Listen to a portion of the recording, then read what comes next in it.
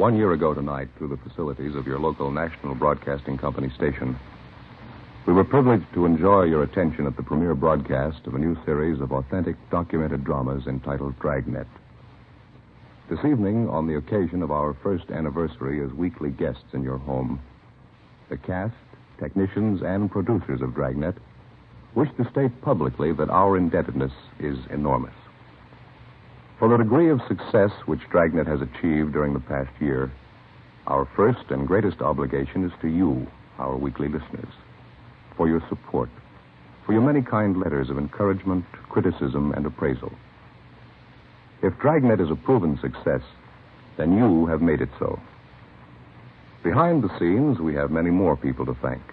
Our engineers, our sound technicians, our cast. To the radio editors and columnists across the nation, also, a sincere thank you for your judgment of our efforts.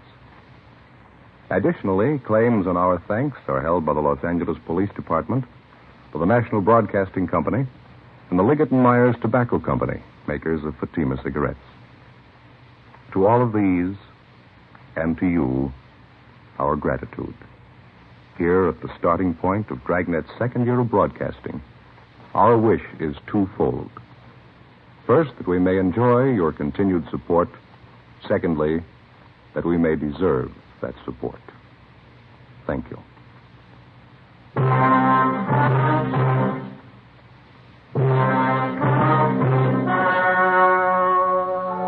story you are about to hear is true. Only the names have been changed to protect the innocent. Fatima Cigarettes, best of all long cigarettes, brings you Dragnet.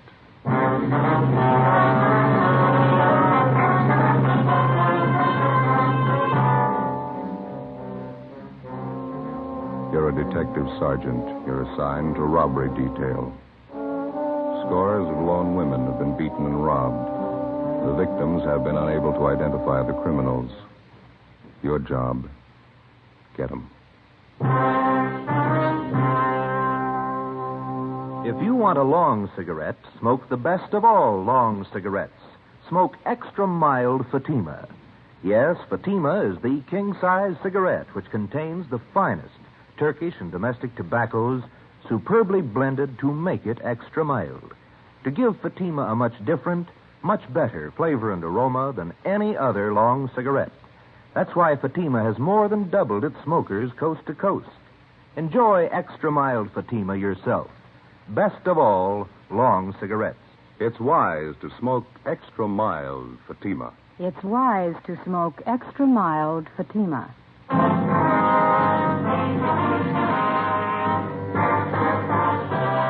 Dragnet, the documented drama of an actual crime. For the next 30 minutes, in cooperation with the Los Angeles Police Department, you will travel step by step on the side of the law through an actual case transcribed from official police files. From beginning to end, from crime to punishment, Dragnet is the story of your police force in action. It was Monday, July 1st. It was mild in Los Angeles. We were working the night watch out of robbery detail. My partner's Ben Romero. The boss is Ed Walker, captain of robbery. My name's Friday. It was 9:27 p.m. when I left the phone booth at the Sunset Drive-In and got to our car. 80K. Anything new? Oh, Captain Walker's wife had her baby. Boy, 8 pounds. Oh, that's swell. She all right? Yeah, so's the captain. Look at the uniform on the waitress coming. Yeah, they sure dress them up, don't they? Good evening. Hi, Daisy. Oh, hello. Didn't recognize you. What do you have? The usual? No, I think I'll have something else besides a hamburger this time. Here's the menu. Take your choice. Oh, thank you. Well, I'm kind of hungry. Maybe I'll take them later. Mm-hmm. 816 West. Fried shrimp's good. Where's that? Right there. Oh, yeah. 95 cents. What's all this stuff I've been reading in the paper? What's that?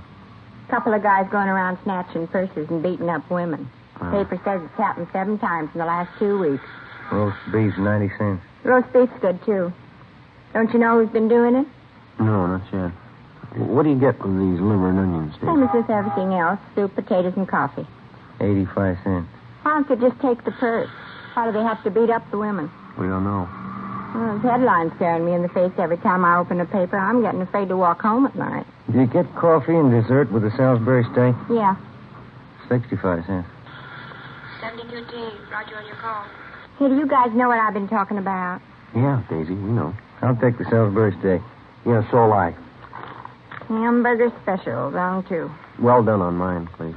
Burns. Okay. See you a couple of minutes. Thanks. All units in the vicinity of 1016 North McCadden. That's us. Get it up. 484 PS and slugging. Code 3. All units in the vicinity of 1016 North McCadden. 484 PS and slugging. Code 3. 61F, take the call. Okay. Better let her know we're going. See. I'll be right there. No, we're leaving. We'll be back. Okay. You know, I've been wondering. What's that? Hamburger and Salisbury steak, what's the difference? Price. To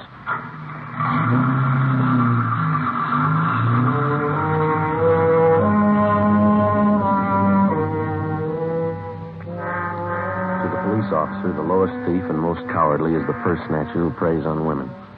For more than a month, lone women throughout the western section of the city have been robbed and beaten. The descriptions were confused and varied because the attacks took place at night. 10:06 p.m. We got to the location on North McCadden where the woman was lying on the sidewalk. She'd been badly beaten about the face and neck, and her jaw had been broken. Officers Reed and Shell of Unit 61F were already there. Any witnesses, officer? Yeah, this man in the sweater here saw it happen. Says the victim's name's Swanson. This is Mr. Kahn. How you do? This is Sergeant Romero. My name's Friday. I wonder if we could talk to you, please. Certainly. You want to come into the house? Right over here will be all right. That officer there says that you saw it happen. That's right. I was watching television. I heard this scream outside. I looked out and saw these two men beating her up. Can you describe them? Oh, the light wasn't real good. They're about as tall as you two, but they had slighter builds. How old were they? Could you see that? I'd say they were young, maybe 18, 19. I saw them knock her down. It was terrible. They hit her, and then they kicked her. They picked up the purse and ran down that way. And you called the police? Yes, but not right away. I ran out and saw them get in a car across the street. They drove right past me. Then they turned east there on Romaine. Can you describe the car for us? I got the license number for you. The last 3 numbers were 552. Just 3 numbers. Yes. Mm-hmm. Can you describe the car? What kind was it? Oh, I don't know. It was new. I think it was black. Maybe a sedan. Well, was it a large car or a small one? Oh, kind of medium. Did you notice the back of it? Yeah, that's where I saw the license plate. No, I mean, did you notice anything about the car? Maybe a dent on the fender or a sticker on the window? No, I didn't look at the window. Did the car have a spotlight or a radio antenna? Well, I guess I didn't see any. I was trying to look at the license plates. Did you notice anything unusual about the car? Any identifying marks at all? No, I didn't notice. How about the make of the car? Did you see what kind of what? No, the last 3 numbers on the license plate were 552. California license plate? Yes, it was. That should be enough here. Do you think you'll catch him tonight? Do you know how many plates end in 552?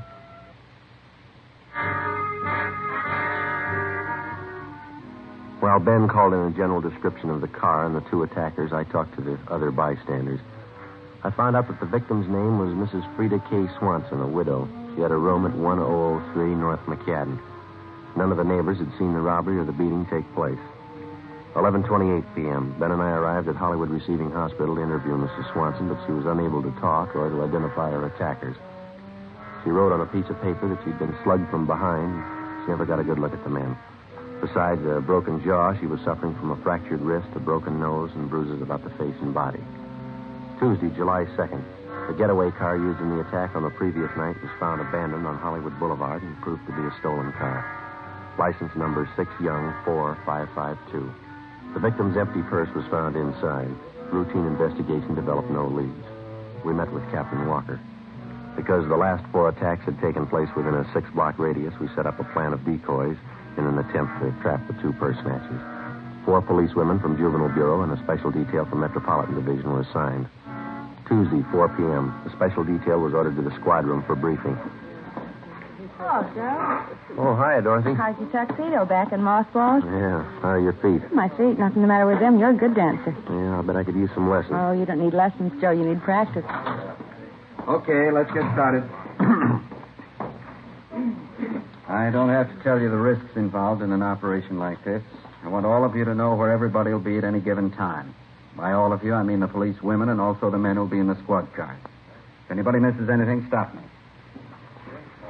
We don't have much of a description of the men we're after. There are two of them, both about 18 years old. Usually they wear sneakers, slacks, and sport coats. They've been in different kinds of cars, all of them stolen. They keep each car for a few days, then ditch it. Hold on the map, will you, Joe? Yes, sir. Now, here's the area here. Residential, 90% of the dwellings have garages, so for cars parked on the street, it might be unused. Each of you will be given a list of cars stolen in the last 48 hours, still outstanding. I want you to check all parked cars against the hot sheet. First, hold up your purses, please. Young lady, that purse is too small, I'm afraid. Let's make it look worthwhile. Yes, sir. All right. Of course, you won't be carrying your guns in your purse. You wear a shoulder holster. Before you leave, Sergeant Friday will pass out some marked bills I want you to carry. Okay, now, policewoman Short. You'll board a westbound streetcar at Western and Santa Monica Boulevard at 9:03 p.m. Don't worry about these schedules. The streetcar will be there. You get off at Las Palmas at 9:13. Walk south to Willoughby. Turn east on Willoughby to Hudson, and north one block to Romaine. You go west on Romaine to Cahuenga, then retrace your steps to the starting point, and you're through. Got it? You'll be covered by Unit 81K. Captain. Yep. How fast this long should we walk? Oh, I'd say a pretty good pace. No woman likes to be alone on the streets at night, so it'd be natural. Yes, sir. Policewoman Ball. Yes, sir. You'll board an eastbound bus at La Brea and Melrose at 9:35 p.m. You get off at Wilcox and Melrose at 9:45. Walk north on Wilcox to Waring, then west on Waring for 2 blocks, and north on Cherokee. You follow Cherokee for 2 blocks, turn east on Romaine. Follow Romaine to Cole, and turn north on Cole. When you get to Santa Monica Boulevard, retrace your steps to your starting point. You'll be covered by Unit 87K. Will the cars be cruising or will they be parked? Both. Friday and Romero will be cruising all the time. I'll get to the others when I finish with these instructions. Of course, if you see any police car, give no recognition. Yes, sir. Captain, Yeah? you said the 2 suspects wear sneakers? That's right. It's going to be pretty hard to hear them come up behind us. I'd say so. Did any of the victims hear them? If they had, they wouldn't be victims.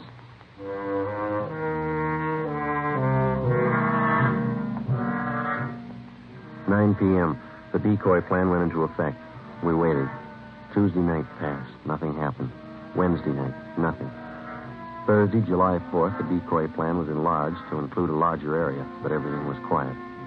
Friday, July 5th, Captain Walker decided that the new plan, covering an area from La Brea to Vine Street and from Sunset to Beverly, would be kept in operation.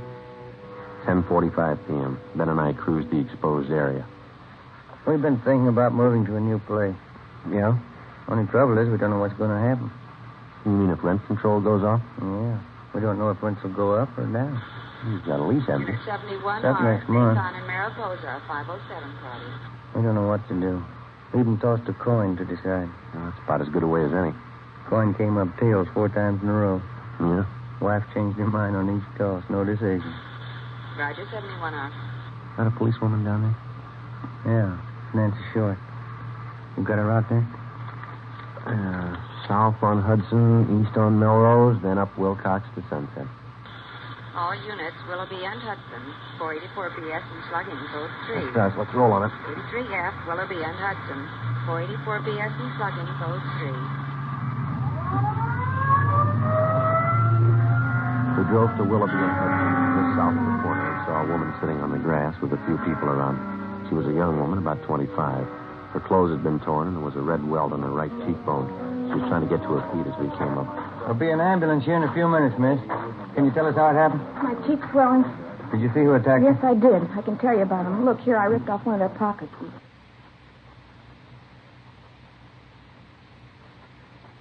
Cards fell off. Mm-hmm. Driver's license.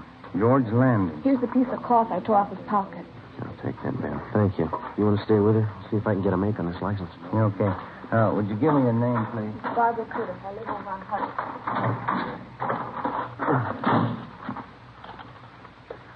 80K to control 1. 80K to control 1. Go ahead, Eddie K. Check suspect for making warrants. George Landon, male, white, age 18, 5 feet 9 inches, 155 pounds, blue eyes, black hair. Address, 2722 and a half Arthur Avenue, KMA 367. Roger, 80K.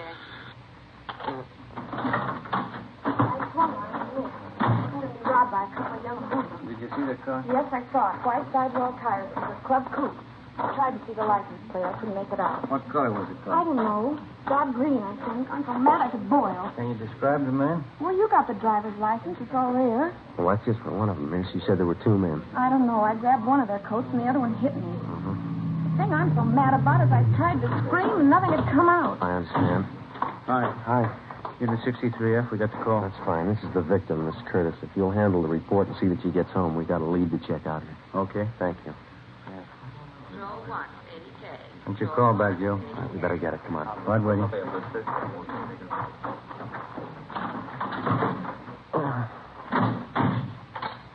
$80K to control 1. Go ahead. 80K. Suspect has misdemeanor and felony record. 1 arrest, suspicion of robbery, and 1 arrest, GTA. No warrants at this time. Most recent address on suspect, 2722 and 1/2 Arthur Avenue. Roger. Been in trouble before. Felony and misdemeanor. Yeah. And the address matches. Maybe this clock does.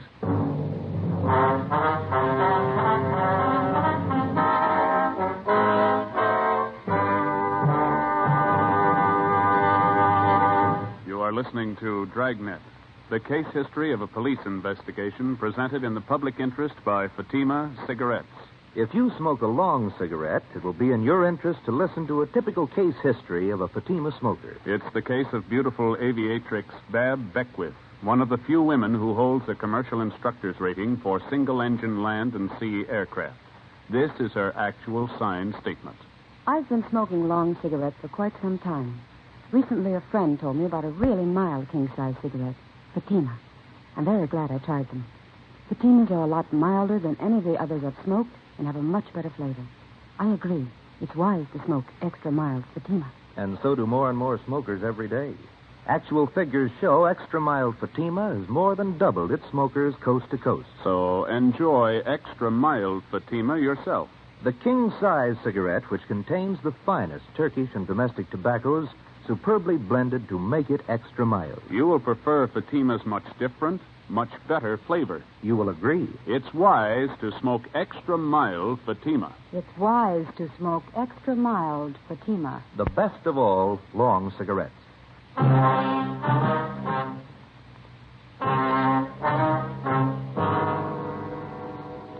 Friday, 11 p.m. Ben and I drove to 2722 and a half Arthur Avenue. It was a small house at the rear of a lot on the east end of town. Alongside the front house, there was a narrow passageway leading to the house in the back with a small lawn between the two. There was no alley, and anybody leaving from the front or back door had to go through the narrow passage. As we approached the house, a light was on in the front room, and through the window we could see a middle-aged woman reading a magazine. We rang the bell.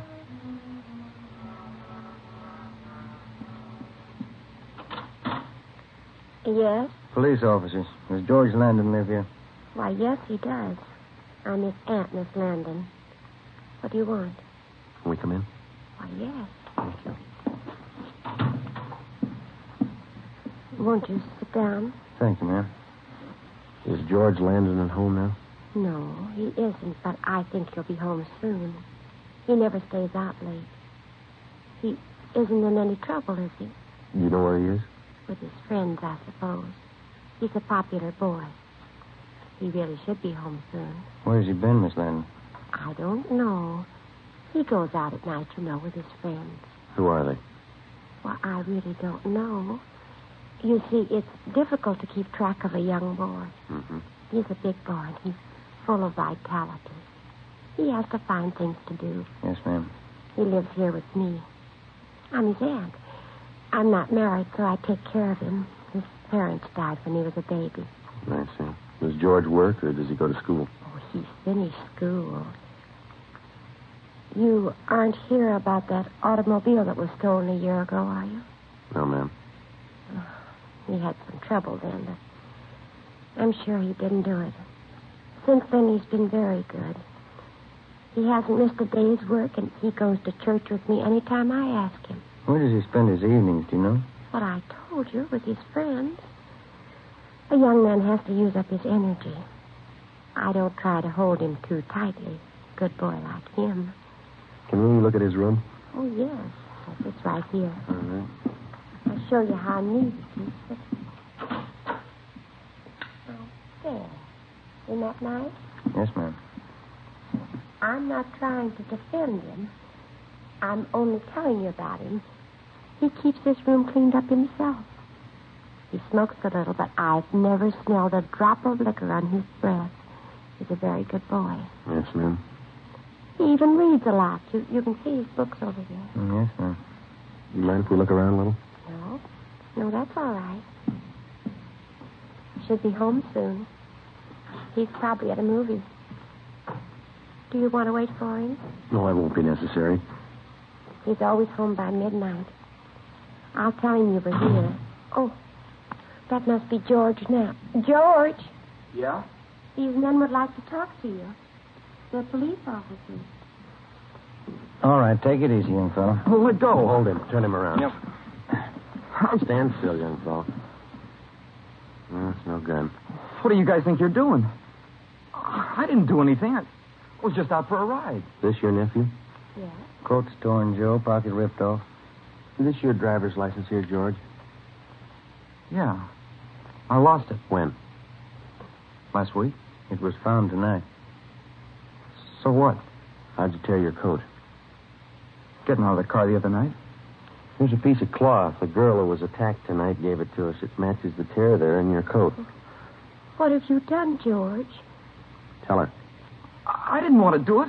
I didn't want to do it any time. He talked me into it. Who talks you into He it? made me do it. He's got a gun, and he stole the cars. He made all the plans. Who made all the plans? Tommy. Oh, we never did anything except hang out at the drugstore until that time a year ago. What's his last name? He said that it'd always be held against me, and I better go along with him. Tommy who? Decker. Was he with you tonight? Yeah, he's the one that hit her when she grabbed hold of me.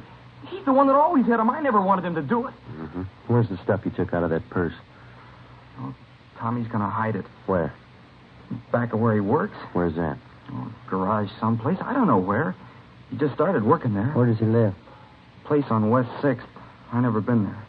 What does this Decker look like? Well, same age I am, but about an inch taller and must be 15 pounds heavier. He's got dark hair. How's he dressed? Just like me. Sneakers and brown slacks and a tan sport coat. Better call the office, Ben. Yeah. Can I use your telephone, ma'am? Oh, it's in the hall behind the door. Thank you. You said Decker's got a gun? Yeah. Officer, will you tell me the truth? I'll try, ma'am. Are George and this Tommy Decker the two men the papers have been writing about? I'm afraid so. The ones who've been robbing the women? Yes, ma'am. And beating them up? Yeah. I didn't mean it. I didn't know what I was doing. I raised you, George. I didn't either.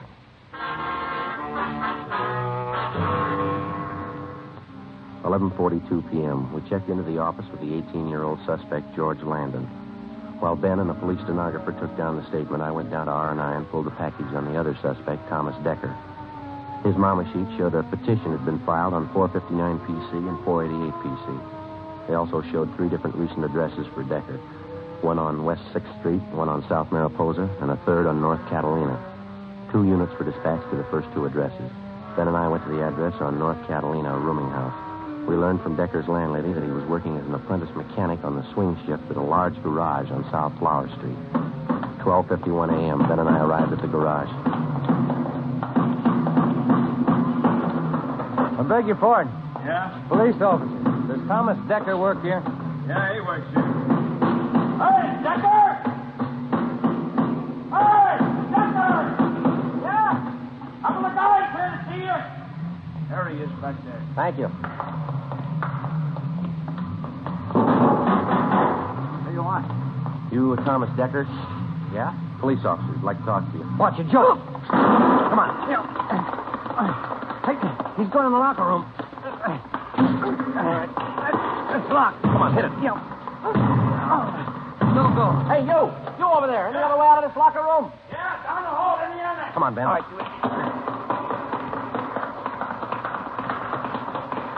Here we are. Watch it. Came from behind that car. Back with the door. All right, cover me.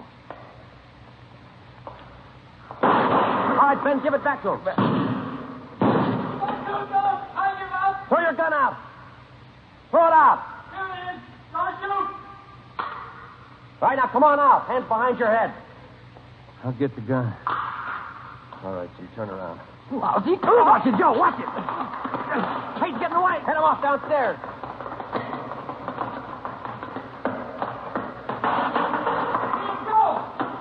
No.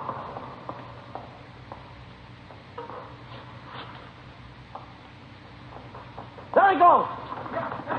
Head him off. Let me go. Let me go. All right. Try get the cuffs on him, Ben. Yeah. 18 years old. What's it prove? I don't know. Sometimes you kind of wonder if it's true. What's that? There's no such thing as a bad boy.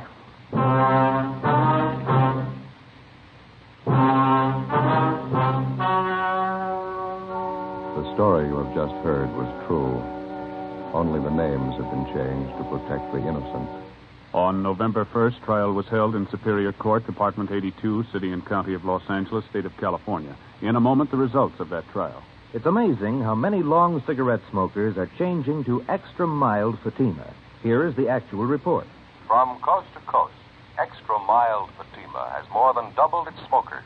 Yes, more and more smokers every day are discovering that Fatima is the king-size cigarette that is extra mild. Extra mild because it contains the finest Turkish and domestic tobaccos superbly blended to make it extra mild, to give it a much different, much better flavor and aroma. Enjoy extra mild Fatima yourself. Best of all, long cigarettes. It's wise to smoke extra mild Fatima. It's wise to smoke extra mild Fatima.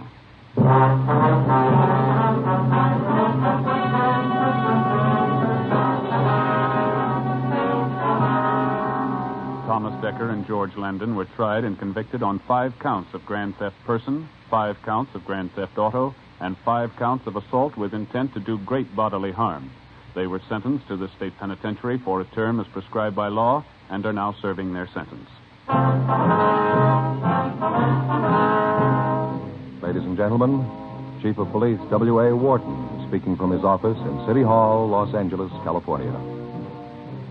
As Chief of Police of the City of Los Angeles, I wish to extend my heartiest congratulations to the program Dragnet on the occasion of its first anniversary.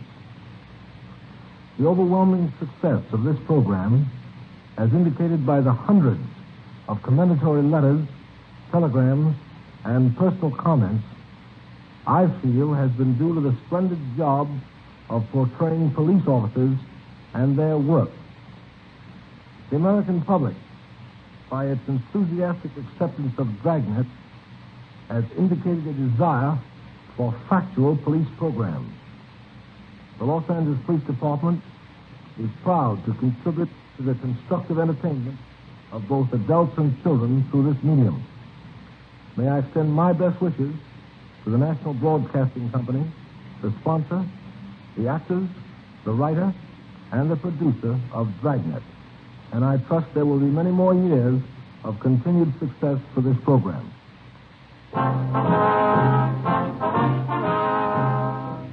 You have just heard Dragnet, a series of authentic cases from official files. Technical advice for Dragnet comes from the Office of Chief of Police W.A. Wharton, Los Angeles Police Department. Fatima Cigarettes, best of all long cigarettes, has brought you Dragnet, transcribed from Los Angeles.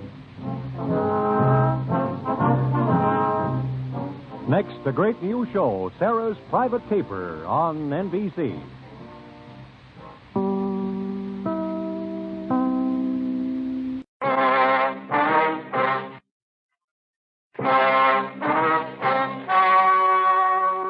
The story you are about to hear is true. Only the names have been changed to protect the innocent. Fatima Cigarettes, best of all long cigarettes, brings you Dragnet.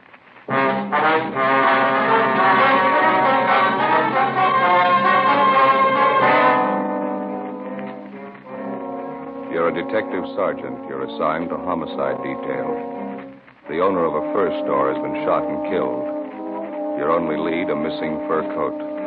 The killer is at large. Your job, get him. If you want a long cigarette, smoke the best of all long cigarettes. Smoke extra mild Fatima. Yes, Fatima is the king-size cigarette which contains the finest Turkish and domestic tobaccos superbly blended to make it extra mild, to give Fatima a much different, much better flavor and aroma than any other long cigarette. That's why Fatima has more than doubled its smokers coast to coast. Enjoy extra mild Fatima yourself. Best of all, long cigarettes. It's wise to smoke extra mild Fatima. It's wise to smoke extra mild Fatima.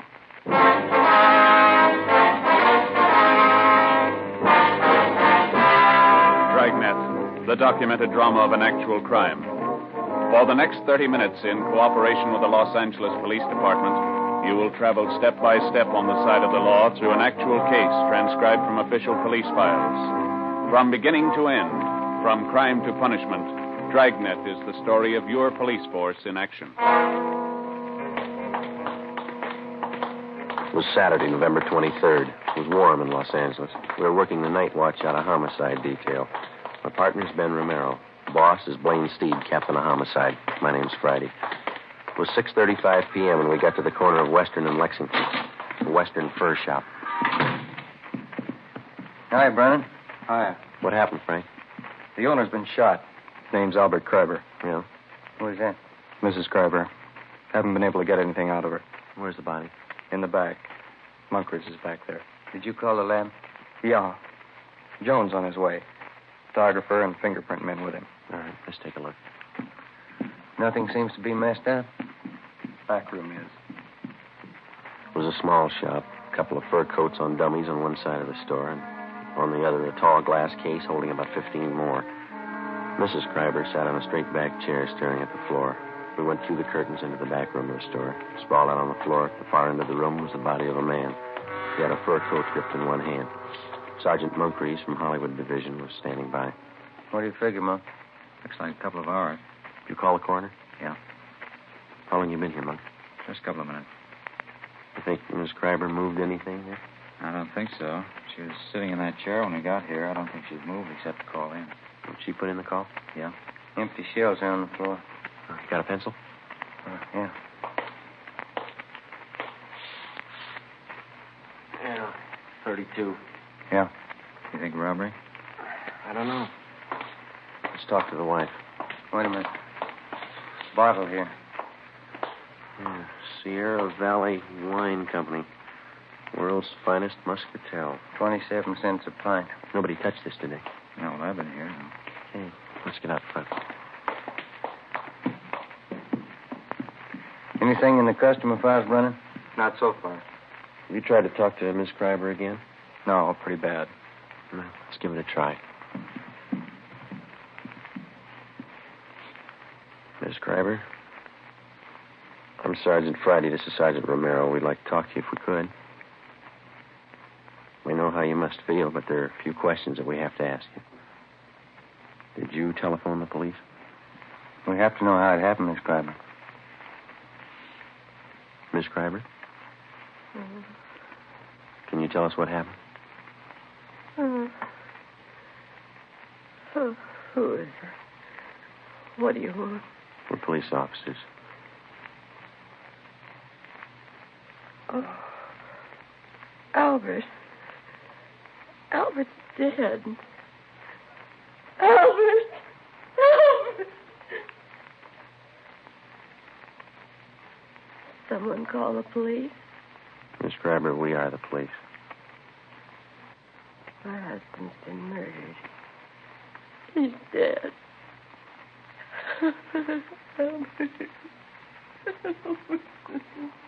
We better leave her.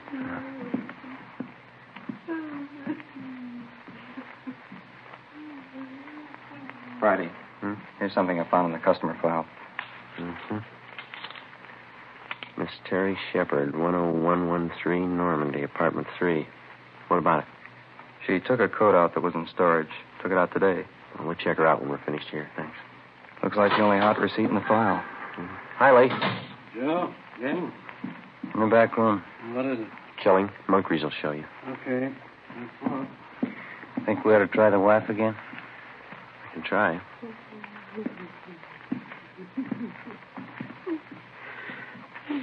Miss Kreiber, can we do anything for you? Oh, I'm a little better. I'll try to tell you what I can. All right. When did you get here? It must have been about 6 o'clock, a few minutes after. I came to take him home. Any customers around? No, the store was empty. I stood here for a few minutes waiting, and I went in the back and... Yes, was the front door open? No. Yes, the front door? Yes, ma'am, the front. Yes, open. Did you telephone the police? I think I did. Did you come here to pick him up? No. No, usually he drives home himself. I came down on the streetcar to ride home with him. What kind of a car do you have? An Oldsmobile. 1939 or 40, I guess it is. Where does he usually park? In the rear of the store. There's a little place there. I'll take a look. All right. Where is your home? 3412 Northwestern. I thought there was something wrong when I got a telegram from him. He said not to come down tonight. He said he'd be home late. What time was that? About 4 o'clock. Well, I'm all mixed up. I haven't told it to you as I remember it. First I telephoned here to the shop. That was this afternoon? Yes, 3:30. I'm sure of that because I made some other calls. I spoke to Albert. He didn't say he was going to be late. Then at 4 o'clock, I received a telegram. Do you have that with you? Yes, it's in my purse somewhere. Somewhere. Oh, here it is. Thank you. Don't come down. I won't be home until late after see a customer, Albert. Can I keep this? We'll return it to you. Yes. What'd you do after you got this wire, Miss Kreiber? Well, nothing. I thought it was strange, but I didn't think too much about it. Then I started wondering why he didn't say anything over the telephone about being late. So, I came down here on the streetcar. Did you phone the store just before you left your house? Yes, but there was no answer. Mm-hmm. Parking lot's empty. Better get out an APB on the car, huh? Miss Kreiber, you said your car was a 1939 or 40 Oldsmobile, didn't you? 1940. I remember now. What model is that? Oh, sedan, light blue. Do you remember the license number? Well, I have it on this chain with the extra keys. Here it is, on this little tag. The veterans make these. Thank you. Joe, can I see him now? Sure. Excuse me, Miss Kreiber. Do you want me to wait? I'd like to go home. We'd like you to wait for a little while, yes. Do you have any relatives living here? A niece and a nephew in Beverly Hills. Jerome Reed. They live on Cannon Drive. All right, we'll call them for you. Thank you. Lee, this phone out here all right to handle? Yeah, it's been dusted. Okay. Hey, Joe, you coming in? Yeah, right away. It's pretty clear. Easy to trace. Mm-hmm. I'd say he was standing over here by the curtains when he was shot. That's where the stains begin. Mm-hmm. And he must have stumbled along this glass case. You can see the smears here on the glass where he tried to grab hold of something. Yeah. And I guess he caught hold of that first coat and pulled it down with it. Mm-hmm. And he stumbled and bumped up against this coat bag. Fell through that and up against the safe. How many times was he hit? 6 empty casings on the floor. Looks like 4 through-and-through wounds. 32, huh? That's right. The wife know if anything's missing? Yeah, she's in pretty bad shape. It looks to me like somebody took his wristwatch and a ring from his left hand. He had a billfold, that's gone. No coat. All the trouser pockets are turned inside out. And what about that wine bottle? It's smeared. Can't lift a thing. Okay, thanks. Ben? Still on the phone. Okay. No. License 15 Boston. 6707. No, 707. Yeah. Driver might be on. Hang on a minute, Wallace. What? Now, give that to DMV while you save another call. Miss Kreiber, did your husband have a wallet? Yes, brown alligator. Did he keep his identification in it? Yes. Did he carry much cash? No, just a few dollars. He was always afraid of holdups. Thank you. You want to give that to him, Ben? Yeah, okay. Hey, Wallace, suspect might have a brown alligator wallet with identification cards of Albert Kreiber. Yeah, that's C-R-I-B, Boston, B, Boston, New York. 3412 Northwestern Avenue. Yeah. Yeah, okay. Yeah, bye. Hello? Might something here. Yeah, Monk? Invoice from the Far North Fur Company. 3 mink coats delivered here today. I looked all around. I only found 2, 1 missing. Did you find the sales slip for the other one? No. Miss Kreiber, would you come over here, please? Yes. Where are they, Monk? Over here. All right. Over this way. Well, these are mink coats here, aren't they? Yes. It's wild mink. Albert told me he ordered them. Yes, ma'am. We found the invoice. He ordered 3. There are only 2 here.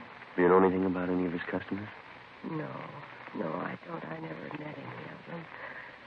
Oh, I remember now. Just the night before last, he called someone from home. Told her he had some minks in today and she could come in and look them over. Do you know who that was? Why, I didn't hear any name. Miss Kreiber, do you have any idea who might have wanted to shoot your husband? No, none at all. He was friendly with everyone. Everybody liked Albert. He didn't run around. He was either working or at home. Did he drink? Not at all. No, I mean beer, a little wine, maybe? No, he never touched anything. All right, thank you. Brennan, will you see that Miss Kreiber gets to her nephews?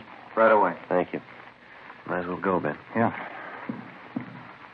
We can talk to some of the neighbors. 6 shots fired.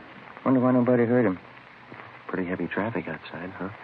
Somebody wanted a mink coat pretty bad. A coat like that costs quite a bit, doesn't it? This one's going to come a little high. Yeah.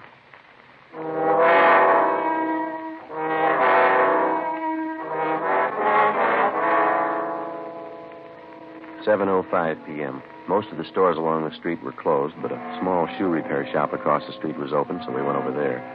On the window was one word, Pete, and a picture of a shoe. Sitting in the window was a small, dark man wearing a leather apron. He was working on a pair of shoes. Hello. We're police officers. I see you drive up across the street. Are you Pete? Sure. What happens to Mr. Kreiber? He's robbed? No, he was killed. No. Shot? I do not hear anything. Have you been sitting in your window all afternoon? Oh, most all the time. You see, I have machinery here. I advertise that way. People watch me. Mm-hmm. Do you remember seeing anybody going into Mr. Kreiber's this afternoon? This afternoon, before, man.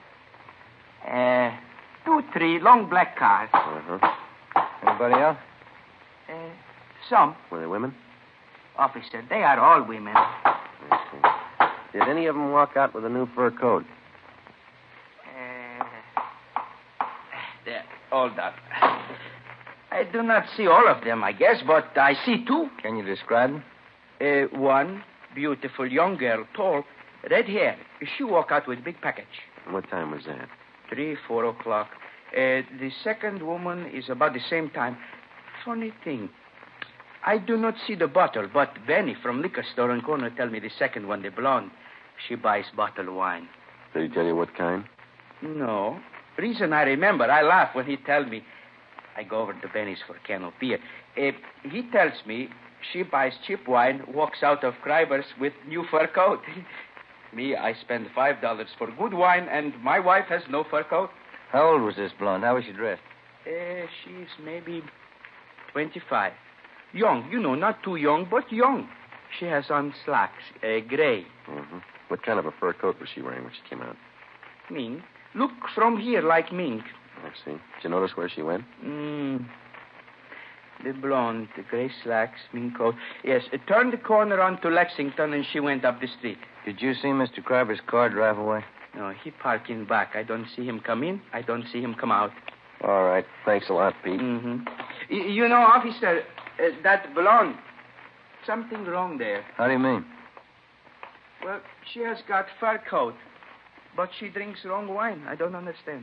Why do you say that? $5,000 coat, 27-cent wine.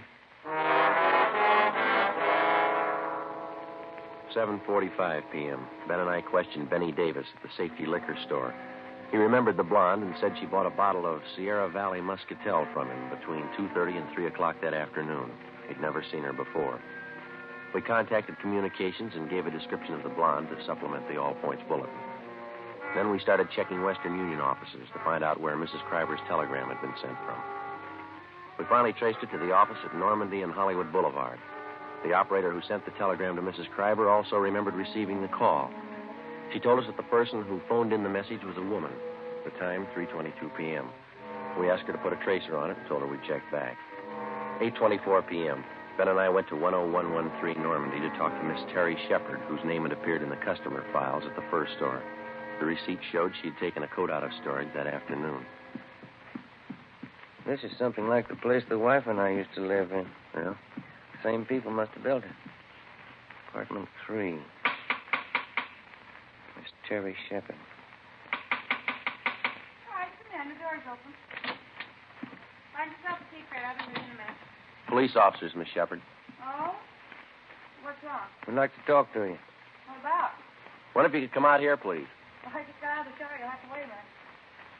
Yeah? Yeah, this place has got the same floor plan as mine, too. Kind of small, isn't it? Not too bad.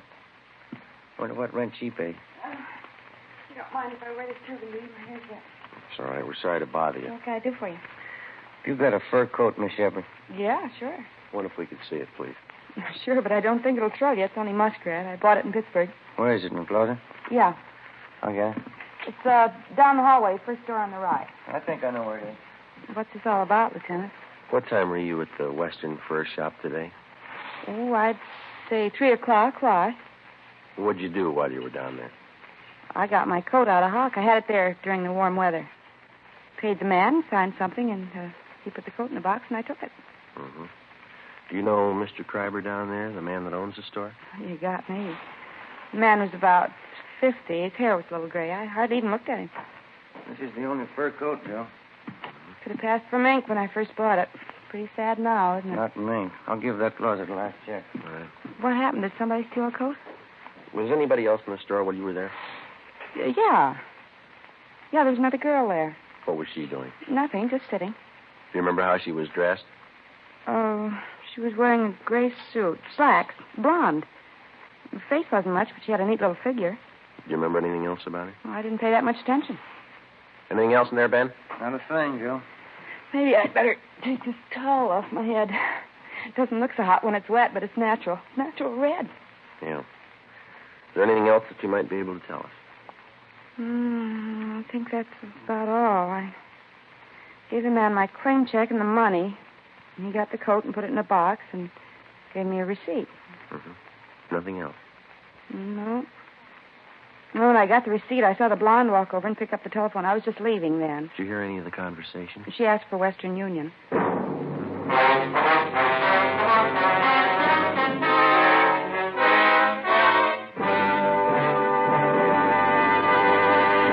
You are listening to Dragnet, the case history of a police investigation presented in the public interest by Fatima Cigarettes.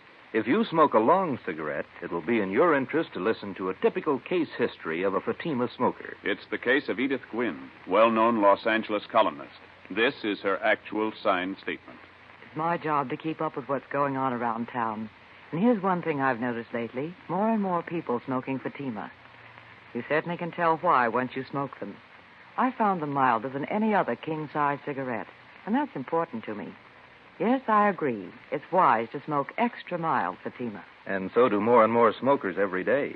Actual figures show extra mild Fatima has more than doubled its smokers coast to coast. So enjoy extra mild Fatima yourself. The king-size cigarette, which contains the finest Turkish and domestic tobaccos, superbly blended to make it extra mild. You will prefer Fatima's much different, much better flavor. You will agree. It's wise to smoke extra mild Fatima. It's wise to smoke extra mild Fatima. The best of all long cigarettes.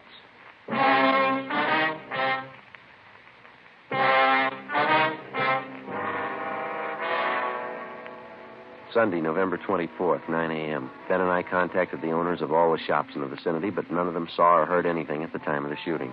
Officers Brennan and Moncrief interviewed all the regular customers of Albert Kreiber's fur shop. Only 3 had been in the store on Saturday, but none of them had noticed anything wrong. 11:35 a.m. We spoke to Mrs. Kreiber again, but she could add nothing to her story. Her niece and nephew had been to a football game at the Coliseum in the afternoon and knew nothing had happened until they were telephoned by Officer Brennan. 2:55 p.m. We spoke to all the tenants of the apartment house at 5513 Lexington, which is in the rear of the fur shop. None of them had been home, but the owner told us that he had some men working on the roof of the apartment house at the time of the murder. Through the owner of the durable roof company, we traced the 2 men who had been working on the roof, and they told us that about 4 o'clock they had seen a blonde dressed in gray slacks enter the parking space in the rear of Kreiber's fur store. They whistled at her, but she paid no attention to them. She got into an Oldsmobile and drove east on Lexington. 7 p.m. We checked in at the office and got word that Albert Kreiber's car had been located in a parking lot at Vermont and 8th. We drove down to the location and talked to the parking lot attendant. Well, the car must have come in sometime last night. It probably came in the back way because I don't remember it coming in, and it doesn't have our lot tag on it. Did you work all last night? No, I finished at midnight and started at 10 this morning. I kept waiting for somebody to claim this thing, and after supper, I figured it might be stolen, so I phoned the police. It's been sitting here all that time. Are there any keys in it? No, sir. There weren't last night either. Have you ever seen this particular car before? No, sir. Have you ever seen a blonde woman about 25 wearing gray slacks? You mean hanging around here? Yeah, or in the neighborhood. Yeah, but not today or yesterday. You remember one? Oh, yes, sir. Does she drink a lot? Maybe. Well, there's one that hangs out in these bars around here. Once in a while, she comes in the lot, but not lately. When did you see her last? Oh, a couple of weeks ago. Was she with anyone? Yeah, but I don't remember him. I've seen her with a lot of different guys. Does she hang around with anybody in particular? Yeah, her husband.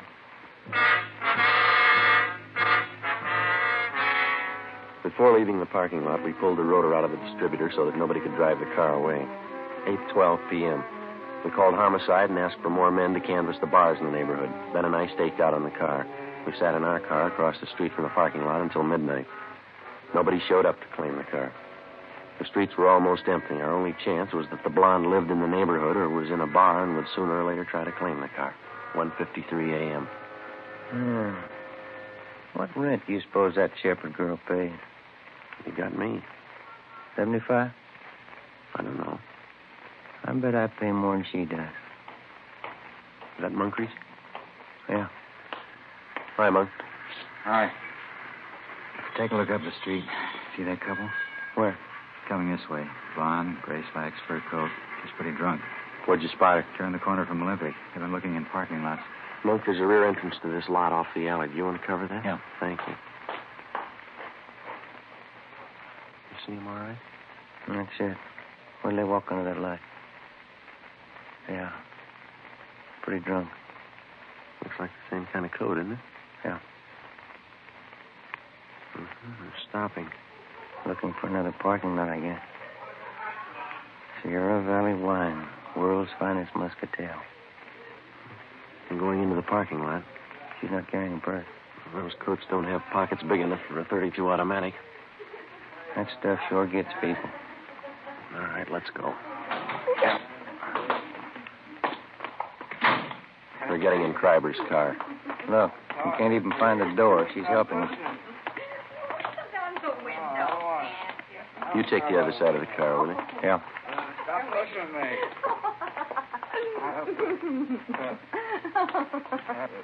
Who are you? Police officers. Can I see your driver's license, please? I ain't got a driver's license. And what's going on? What's your name? Betty Moore. What's it to you? The registration slip on the steering column says Albert Kreiber. What's the matter with this car, anyway?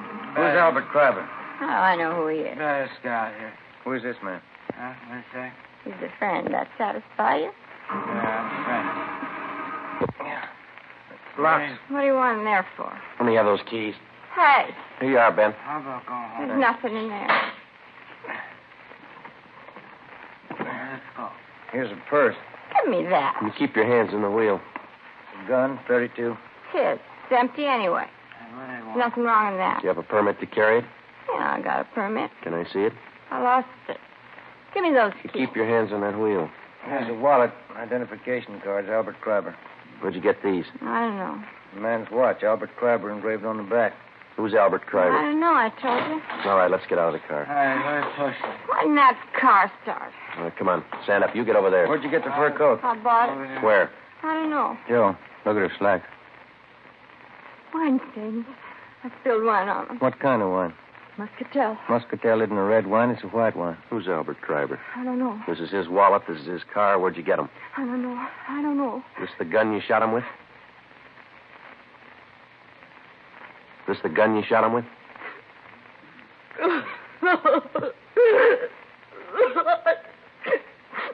I was going out with him. He said he'd give me a fur coat. He promised me a watch, and he never gave me one. And then we sent a telegram to his wife and everything.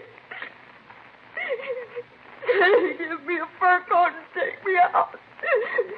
He backed out of me. So you shot him? Sure I did. He promised me the coat. He said I could have any coat in the shop. He promised me. What are you crying for? You've got the coat.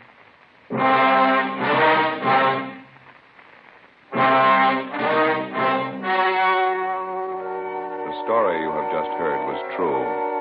Only the names were changed to protect the innocent. On February 27th, trial was held in Superior Court, Department 86, City and County of Los Angeles, State of California. In a moment, the results of that trial. It's amazing how many long cigarette smokers are changing to extra mild Fatima. Here is the actual report. From coast to coast, extra mild Fatima has more than doubled its smokers. Yes, more and more smokers every day are discovering that Fatima is the king-size cigarette that is extra mild. Extra mild because it contains the finest Turkish and domestic tobaccos superbly blended to make it extra mild, to give it a much different, much better flavor and aroma. Enjoy extra mild Fatima yourself. Best of all long cigarettes. It's wise to smoke extra mild Fatima. It's wise to smoke extra mild Fatima.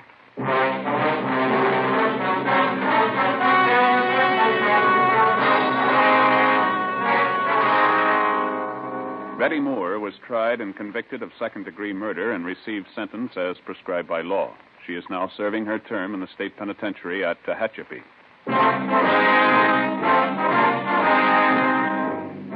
You have just heard Dragnet, a series of authentic cases from official files. Technical advice for Dragnet comes from the Office of Chief of Police W.A. Wharton, Los Angeles Police Department. Fatima Cigarettes, best of all long cigarettes, has brought you Dragnet, transcribed from Los Angeles.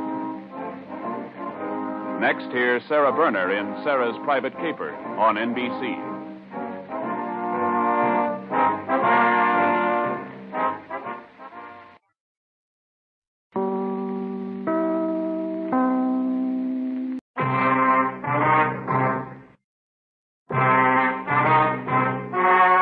The story you are about to hear is true. Only the names have been changed to protect the innocent. Fatima Cigarettes, best of all long cigarettes, brings you Dragnet.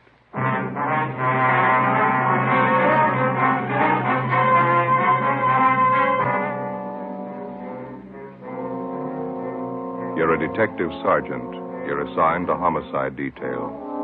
A woman has disappeared, taken from her home by a man posing as a police officer. Your job, find her.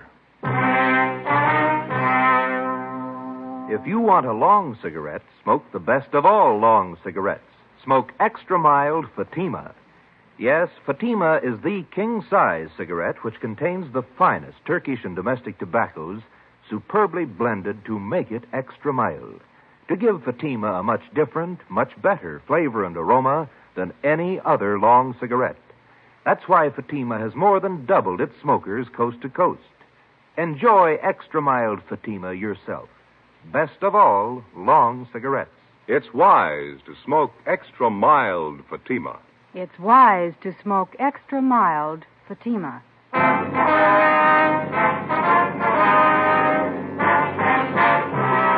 Dragnet, the documented drama of an actual crime. For the next 30 minutes, in cooperation with the Los Angeles Police Department, you will travel step by step on the side of the law through an actual case transcribed from official police files. From beginning to end, from crime to punishment, Dragnet is the story of your police force in action. It was Tuesday, April 4th. It was warm in Los Angeles.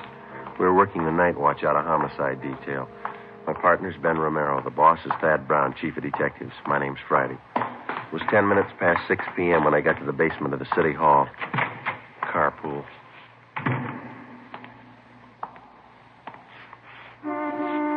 Over here, Joe. All right. Thad Brown will be down in a minute. Captain will follow us out later. Okay. No contact yet? No, I'm still waiting. You take care of the local broadcast? It's already gone out. They'll put the descriptions on the air every hour. How's it look to you now? I don't know. Nothing more we can do to make a contact. Oh, here's Thad Brown now. You want to squeeze over a little? Oh, yeah, sure. Hi, Chief. Aye. Let's go. Might as well take Beverly Boulevard, huh, Ben? Yeah, it's as fast as any. You got the address there, Friday? Yeah, it's 617 Paris Avenue. It's out by Echo Park. Who's covering the house now? Ross and Pacelli are staked out in a private garage across the street from the house. Donahoe and Wiseman are on duty inside the Kessel place. You want to smoke? Thanks. Light me one, will you, Joe? Yeah. But you got the story from the maid at the Kessel's house, is that right? Mm-hmm. You check it out? I'm pretty sure she's telling it straight. If anything's wrong, I don't think she's got a hand in it. Here you are, Ben. Okay. You got the call about 3 this afternoon? Mm-hmm. A few minutes after, we went right out and talked to the maid. How'd she tell it? Said she was fixing dinner about 2 this afternoon when the doorbell rang. She answered it, and a young man in a gray suit asked for Mrs. Kessel by name. He told the maid it was an emergency. Yeah. Well, the maid said Mrs. Kessel came to the door, and the man identified himself as a police officer. Told Mrs. Kessel her husband had been hurt in an accident, and she was to come right away. Man show his identification? Maid said no. Said Mrs. Kessel just took it for granted he was a cop. Yeah. Go ahead. Mrs. Kessel got her coat and left with the man. About an hour later, her husband, Professor Kessel, got home. He wasn't hurt. He hadn't been in an accident. He hadn't seen his wife. As soon as he heard from the maid what had happened, he got on the phone and called us. What's the background on the husband, this Professor Kessel? He's supposed to have quite a name. He's a professor of philosophy out at Simmons College. That's a small school out near Glendale. Oh, yeah. Devout man, president of one of the local synagogues. Sure about the maid's story, huh? Sure as we can be. She gave us a good description of the man who picked up Miss Kessel. I got it right here. Yeah. Here. White male, American, 25 to 30 years old, 6 feet, 170 to 80 pounds, gray suit, gray head, brown shoes. How about the car he used? Late model Chevrolet, dark blue, white sidewalls. That's all the maid could tell us. She didn't notice the license. You better cut over on Westlake. That'll take us past the detour, won't it? Mm-hmm. This Professor Kessel, has he been told what to do? Yeah, he's been briefed. We've had a couple of men with him since this thing broke. He's taken it pretty hard. How old a man is he? Oh, his late 30s, wouldn't you say so, Ben? Pretty close to 40. Nice fellow. It's quiet. 2 kids in the family, just about school age, boy and a girl. This next one ought to be Paris Avenue. Yeah. There's a big gray house down there, Skipper. White trim. Don't park too close to the house. Just ought to do it right here, don't you think? What time you got? It's 6:15. Almost dark. Where's the garage our men are covering from? Can you see beyond that light pole there, the white stucco place? Oh, yeah. Next one here's a Kessel home. Doesn't look very rich. Neither do the Kessels. I don't think they got much money.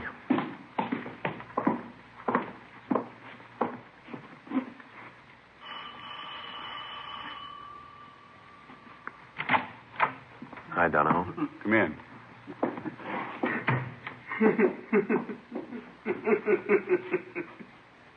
That the husband? Yeah, I just got a phone call a couple of minutes ago. I listened on the extension. Who called? Tried to trace it. The guy wouldn't stay on the line long enough. What'd you say? Tell the cops to stay away. Said it twice. Tell the cops to stay away. Yeah? Said if they don't, I'll kill her.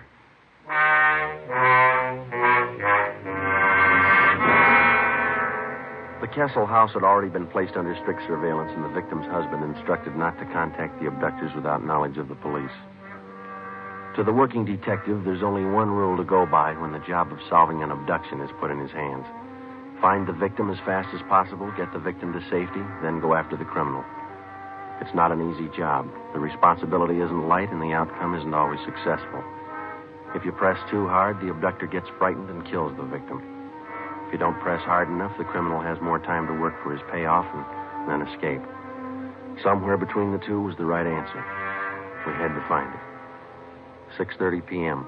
Special details of men were ordered out to the bus depots, the railroad terminals, and the airports. Roadblocks were set up at all main arteries leading into and out of the city. Every branch post office in Los Angeles was covered to watch for possible ransom notes addressed to Professor Kessel. 6:40 p.m. We met in the Kessel's living room. Chief, Wiseman. Professor Kessel will be down in a minute. Says he's sorry to keep you waiting. You feeling any better? A little. Phone call about his wife shook him up a bit. Well, how about those people who came in a few minutes ago? Who are they? Relatives. Half a dozen of them. They're waiting back in the kitchen. Well, how'd they know about Mrs. Kessel? They didn't. They'd been invited to dinner. They didn't know anything was wrong till they got here. Mm-hmm. Kessel asked them to stay for the meal. Wants to keep up appearances for the sake of his kids. Doesn't want them to worry about their mother. Is the dinner that important to him? Well, tonight's the start of the Pesach, the Jewish religion, Passover. Oh, yeah. It's one of the big holidays. Oh, I see. Well, they started off with this dinner tonight. Is that the way? Yeah, big dinner. They call them Seders. Tonight they have the first Seder. Good evening. Sorry to keep you waiting. How are you? No, please sit down. We don't like to intrude on your privacy, Professor Kessel, but I think you can see it's necessary. Oh, yes, of course. I'm very grateful. If there's anything at all I can do to help. Do you have any idea who might be responsible for abducting your wife? That's what has me so confused. How do you mean, sir? Well, I'm sure I have people who don't like me, who don't like us, but someone who would take my wife who says they'll kill her? No, I don't know who it could be. How about the voice on the telephone, Professor? Did you recognize it at all? No, it didn't sound like anyone I knew. He talked so fast I could hardly understand the man. Do you think the person who took your wife has some other motive besides holding her for ransom? I can't understand that either. If it's money they want, why go after a teacher's wife? $1,500 in the bank, that's all I have. That and this house. How about your immediate family, Professor? Well, my wife, Ruth, her people have quite a bit. I guess you would call them rich. But it's their money, not mine. I can't understand why anyone would do it. For Ruth, if anything happened, children. Albert? I'm sorry. That's all right. We understand. Albert? Yes, Bertha, come in, would you, please? Gentlemen, this is my sister, Bertha. She's here with her husband for the Seder. How are you? Albert, it's late. Sundown. It's time to start the Kiddush. Oh, yes. All right, Bertha. You tell everyone to come to the table. I'll be right in. The officers will have the first Seder with us? Yes, Bertha. You please set them places. Yes, Albert. Say, we don't mean to intrude here. We can wait outside while you have your dinner. Oh, no, please. I'd be honored to have you sit at the table with us. No one in the house should be without food tonight. First Seder for Passover. It's the law. How's that, sir? Oh, excuse me. The Hebrew law. Would you come this way, please? Yes, Professor. He turned and led us down the hallway into the dining room. A long white cloth covered the table. In the center was a brightly polished brass candelabra holding 4 lighted tapers. There were a few platters of food already set out, and at the head of the table, where Professor Kessel stood, an open prayer book. In order not to add to the alarm of his 2 small children at the absence of their mother, Professor Kessel introduced us as friends from Simmons College. This is Mr. Brown, Mr. Friday, Mr. Wiseman, Mr. Romero. How do you do? Of course. Now, sit down, please. Sit down. Yeah. Sure smells good. Yeah. You got enough room there, Joe? Oh, fine. Hey, how's it work, Wiseman? Should we join in the prayers? Not unless you speak Hebrew. Oh. Baruch atah Adonai Eloheinu melech haolam, bo'erei pri hagofen. Baruch atah Adonai Eloheinu melech haolam, asher bachar banu mikol am, v'raimemanu mikol hashayin v'kedishanu b'mitzvosav. V'atiten lanu Adonai Eloheinu, v'avo moyadim l'simcha. V'agim uzmanim l'sasoin es yoim hagamatzos hazeh. Yeah. Telephone call. All right.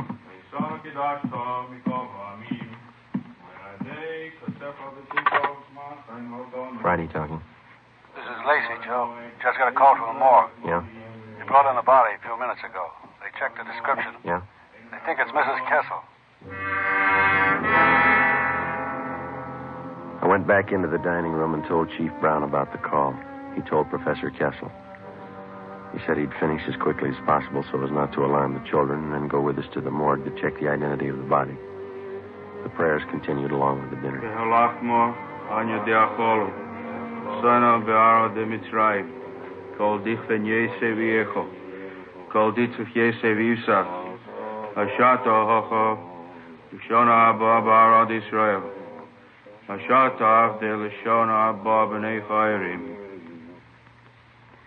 John? Yes, Papa. Manishtono halalo asher, miko halelos, shebacho halelos anuchlin, hame tumatza, halalo asher, kulo matza. I'm sorry. Excuse me. Sure, you're a cold. Excuse me, I'm sorry. Halalo asher. Papa? What was it, Wiseman? What was the boy saying? It's part of the ceremony during the meal. He's supposed to ask his father certain questions about the Passover, and then the father answers him. I guess it was too much for Kessel. Sure broke him up. What'd the boy ask him? Why is this night different from any other night?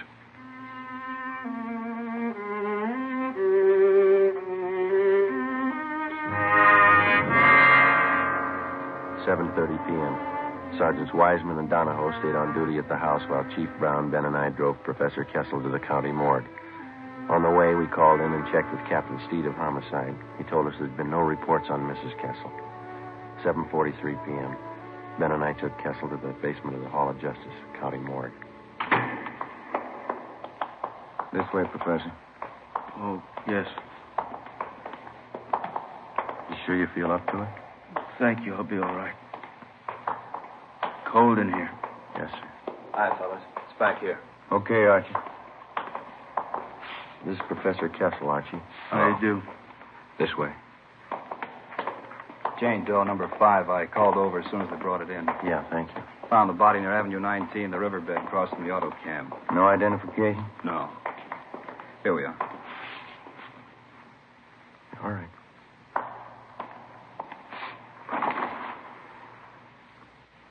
Professor.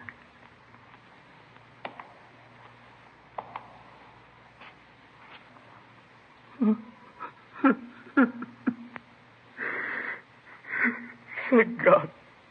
Thank God.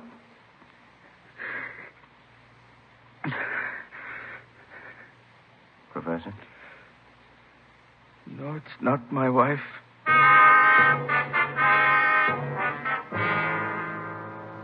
It seemed as if both the victim and whoever had taken her had vanished completely. At 11:30, Captain Steed, Ben, and I went across the street for a cup of coffee and a fried egg sandwich. We got back to the office at 10 minutes to midnight. Still no word. At 2 a.m., Ben and I drove back to the Kessel house to relieve Donahoe and Wiseman. We stood our watch in the living room. In the bedroom directly above, we could hear Professor Kessel pacing the floor most of the night. At 5 a.m., Captain Steed called. He told us a letter addressed to the professor had been reported at the Arcade Post Office. As soon as the outside of the envelope had been photographed and checked for prints, it would be brought out for Professor Kessel to open. Front door? Yeah, I'll get it. Chief? Good morning. Hi, Lee. Hi, Joe. In here. Did you lift anything off the envelope, Lee? Nothing we can use, no. Might have them all up with the letter. Good morning. You brought the letter? It's right here, Professor Kessel. I'd like you to stand by while we open it. This is Lieutenant Jones from our crime lab. Lieutenant? You check the note for fingerprints. Oh, yes. I can get you a letter open. I think there's one over here. Yeah, that's all right. I could use my pocket knife. You want to grab one corner of the paper, Ben? Just the tip of the corner. Use your fingernail. Okay.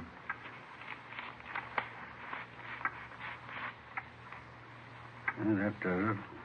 Open it and pin down these corners here. What is it, Freddie? The words are put together with small printed letters. They all seem to be the same kind of typeface. Letters were probably clipped from a book, then pasted together to form these words. Who sent it? What does it say? Come on. Thanks, Lee. If you want to see your wife alive, have 30,000 small bills tonight. Tell police I kill her. Instructions follow in mail. No signature. 30,000. I haven't got the money. I can't get it. He'll kill her. Mr. Kessel, there's still a chance. But what can I do? I haven't got that much money. He says he'll kill her. What can we do? What we've been doing? Yes? Wait.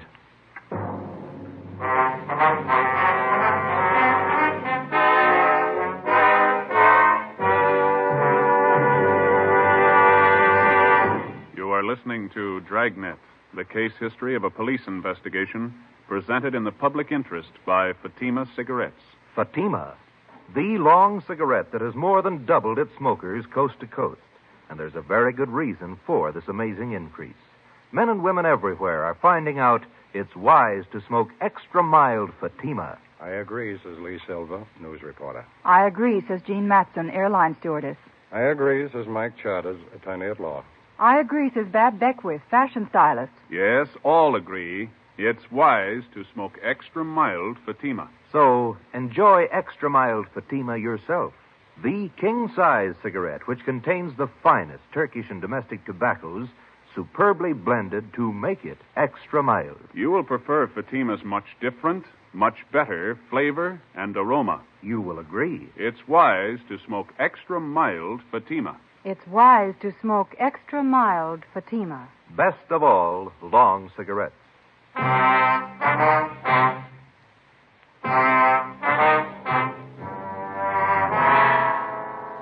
Wednesday, 7 a.m. With the aid of an iodine fume gun, Lee Jones checked the extortion letter from Mrs. Kessel's abductor for fingerprints and other marks of identification. He found nothing. The piece of paper on which the cutout printed letters had been pasted was of a common variety sold in most stationery and 5 and 10 cent stores. Jones photographed both sides of the envelope and the letter. 11 a.m. Still no word. None of the special details had anything to report. At 1:45 p.m., another letter was delivered to the house. The envelope was opened, and the letter removed carefully and pinned down at the corners. Put together the same as the last one. Yeah. Tonight, 11 o'clock. Come alone, your car. Tell police I kill her. Is there more, Friday? Yeah. Drive corner Lakeshore, Charter Street. Wrap money brown paper. Small bills. Come alone, your car. Put package by fireplug, then leave. Tell police and I kill her. No signature. I haven't got the money. Lakeshore and Charter. That shouldn't be too hard for us to catch. Sounds pretty much like an amateur. It makes it touchy. If he's green, he'll scare easy. If he's scared, he may kill her. Not if we reach him. How can I get the money? You won't need any. We'll have a dummy package made up. There'll be a $1 bill inside. There's a few newspapers cut to the size of currency. That's what you'll deliver. But when he gets the package, when he finds out it's not the money, what's he going to think? We'll explain it to him.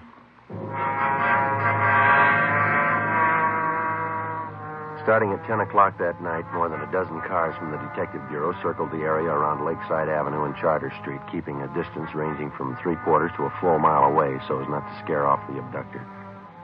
Some of the cars were parked in service stations, some in private driveways. The neighborhood was located in the heart of a new veterans housing project. For a full 5 blocks in either direction, there were no buildings of any kind where we could keep an eye on the package of fake ransom money.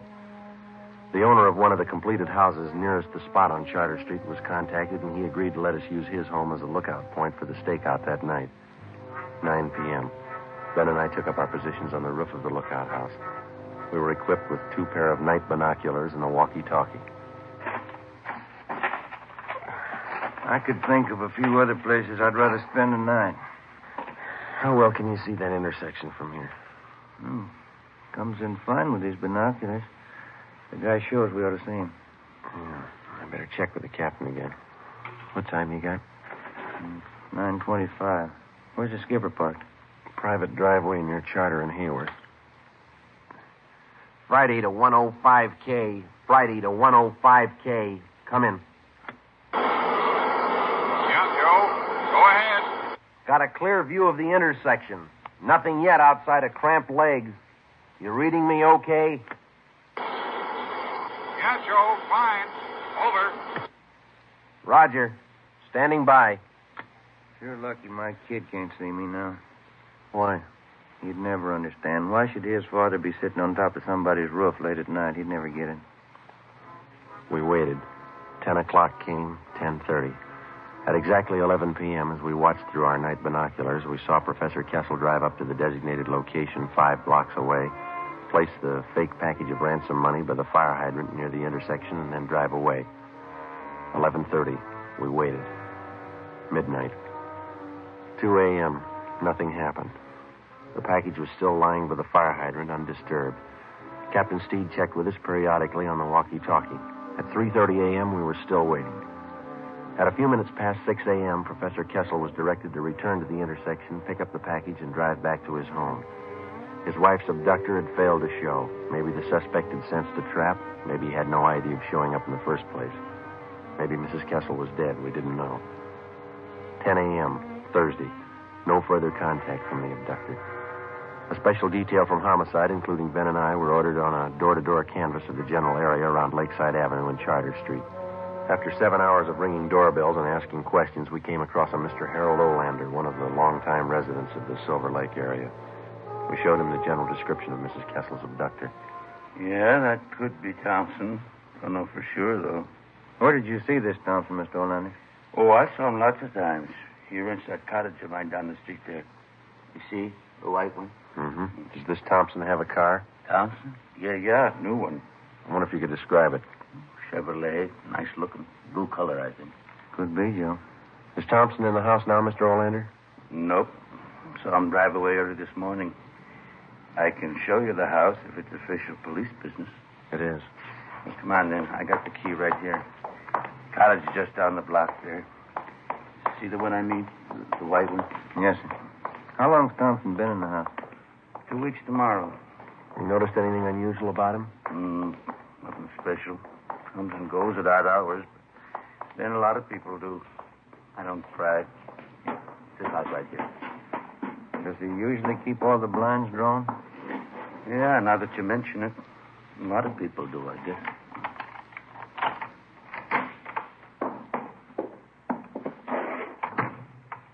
You want to check back in the kitchen, Ben? Yeah,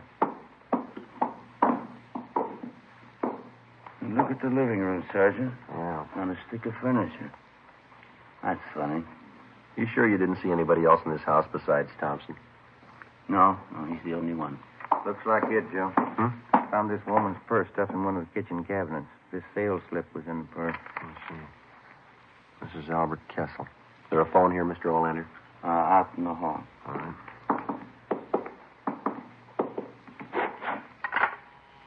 Is it still connected? Yeah.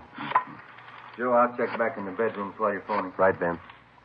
No, you better stay with me, Mr. Olander, if you will. Oh, all right. City Hall. Homicide. Homicide? You any idea where this Thompson is now, Mr. Olander? No, he comes and goes. I don't like to pry. Homicide, Steve. This Friday, Skipper, we got one for you. I've got one for you. Mrs. Kessel, she's been found. Mrs. Kessel was unharmed. She had no idea where she had been or why she had been suddenly released. All additional information which she could furnish on the suspect was immediately relayed to the entire state in an APB. 2 hours later, at a neighborhood garage Thompson patronized, we got his license number.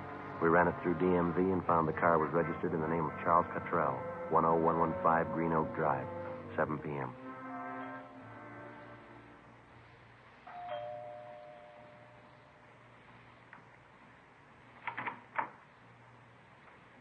Yes, Police officers. Is Charles Cottrell here?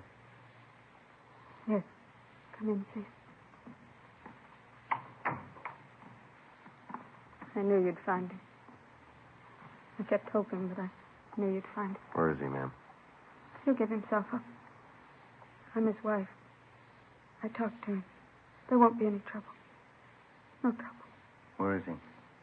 You've got to understand, he didn't know what he was doing. We needed money. He didn't know what he was doing. We'll have to search the house, ma'am. Charlie! Charlie, come down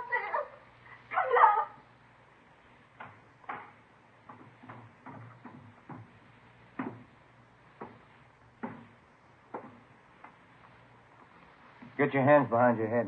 I don't have a gun. All right, Ben. Behind your back. Tell them, Charlie. You didn't know what you were doing. Tell them. We needed the money. I thought it'd work. What'd I do wrong? Come on. Should have worked. I planned it all out. Where'd I make a mistake? When you thought of it.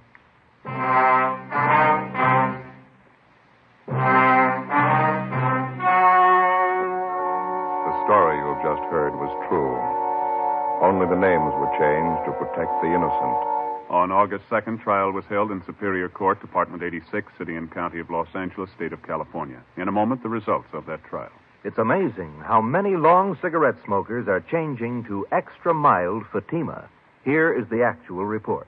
From coast to coast, extra mild Fatima has more than doubled its smokers. Yes, more and more smokers every day are discovering that Fatima is the king-size cigarette that is extra mild. Extra mild because it contains the finest Turkish and domestic tobaccos superbly blended to make it extra mild, to give it a much different, much better flavor and aroma. Enjoy extra mild Fatima yourself. Best of all long cigarettes. It's wise to smoke extra mild Fatima. It's wise to smoke extra mild Fatima.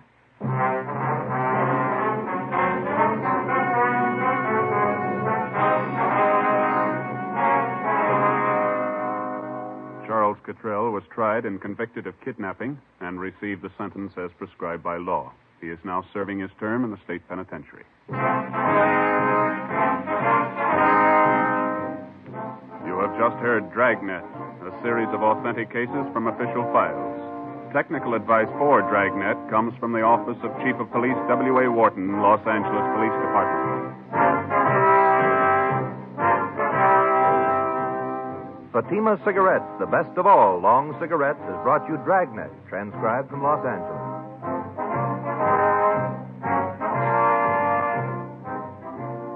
Next, here's Sarah Berner in Sarah's Private Caper on NBC.